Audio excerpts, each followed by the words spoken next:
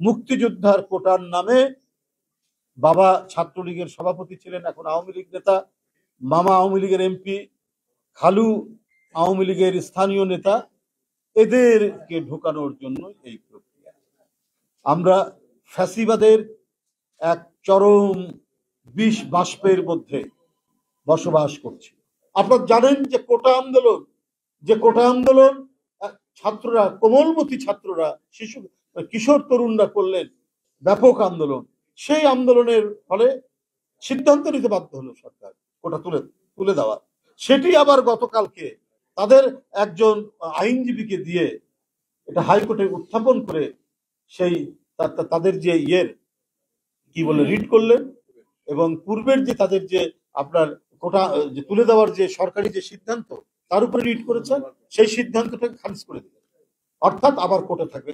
এটাতে ঘটনা কি হলো? কোটা সিস্টেম ইম্পোজ করা হলো, মুক্তিযোদ্ধা কোটা। এই মুক্তিযোদ্ধা কোটার নামে সব আওয়ামী লীগ, ছাত্রলীগ, যুবলীগের ছেলে মেয়েদেরকে সরকারি চাকরিতে ঢুকানো হবে, তারা সরকারি চাকরি পাবে। এইটা হচ্ছে অন্তর্নিহিত বিষয়। এটা অন্তর্নিহিত না, এটাই প্রকাশ্য বিষয়। মেধাবী ছাত্র যারা, তারা বিশেষ করে ক্যাডার সার্ভিস ক্লাস 1 যে সমস্ত জব, সেই জব তারা পাবে না।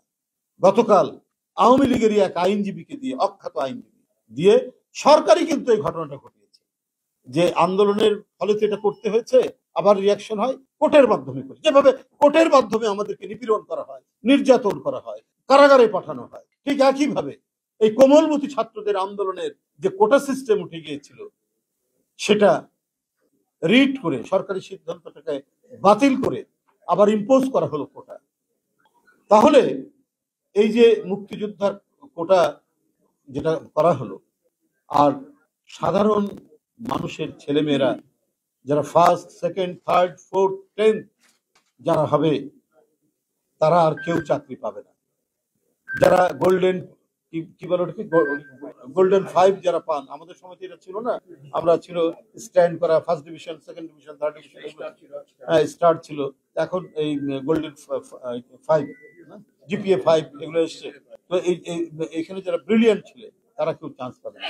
মুক্তিযোদ্ধার কোটার নামে বাবা ছাত্রলীগের সভাপতি ছিলেন, এখন আওয়ামী লীগ নেতা, মামা আওয়ামী লীগের এমপি, খালু আওয়ামী লীগের স্থানীয় নেতা, এদেরকে ঢোকানোর জন্য এই প্রক্রিয়া।